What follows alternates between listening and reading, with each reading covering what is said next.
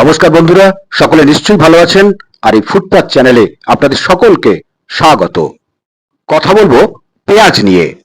এটি আমাদের একটি খুব পরিচিত মশলা, সবজি, যাই বলুন না কেন। এর যে গুণ আছে সেটাও আমরা জানি। আদা, রসুন, পেঁয়াজ, এদের যে অসম্ভব গুণ, আমাদের শরীরে অনেক কিছু রোগ ব্যাধিকে এরা প্রতিহত করতে পারে। তাই এদের গুণাগুণ সম্পর্কে আর বিশেষ কিছু বলার দরকার নেই। শুধু এইটুকুটা বলবো, পেঁয়াজের একটি বিশেষ গুণকে আপনারা কাজে লাগাবেন, যারা তাদের প্রস্রাবকে ধরে রাখতে পারেন না। মানে একটু প্রস্রাবের বেগ আসলেই পেশাব হয়ে যায়, অল্প একটু একটু বেরিয়ে পড়ে, ফোঁটা ফোঁটা বেরিয়ে পড়ে, তাদের জন্য কিন্তু পেঁয়াজ খুব মারাত্মক কাজ করে, অর্থাৎ দুর্দান্ত কাজ করে।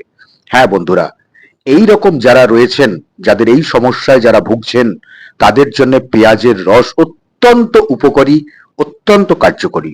তাই পেঁয়াজের রসকে আপনারা এই ক্ষেত্রে ব্যবহার করুন।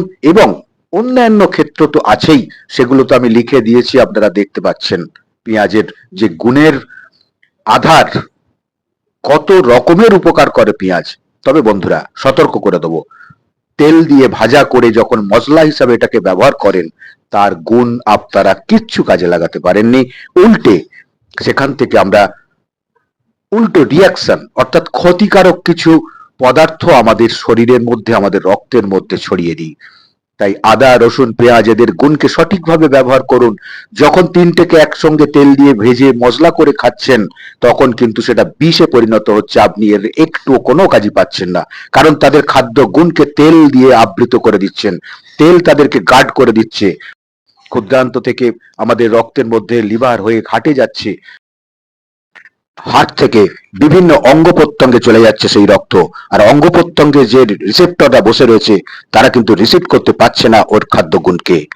এরা পুরো তেলে মুড়ে আছে, পুড়ে গেছে খাদ্য গুণ, এদের মধ্যে আর কিচ্ছু অবশিষ্ট নেই। তাই বন্ধুদের সতর্ক করব, আপনারা পেঁয়াজ খান, কাঁচা খান।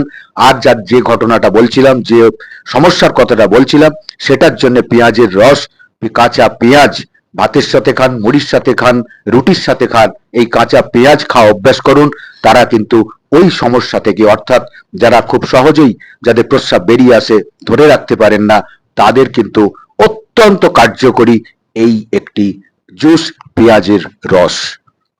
পেঁয়াজের রসকে সঠিকভাবে ব্যবহার করে এই সমস্যা থেকে অনায়াসে মুক্ত হন। তেল ঝাল এগুলোকে খাওয়া কমিয়ে ফেলুন। মশলাকে ভেজে, তেলে ভেজে খাওয়ার বন্ধ করুন। আমিষ খাবার কমিয়ে শাকসবজি, ফলমূলে জোর দিন। আপনি ভালো থাকবেন, আপনার পরিবার ভালো থাকবে। ধন্যবাদ। চ্যানেলটা সাবস্ক্রাইব করে পাশে থাকুন। নমস্কার।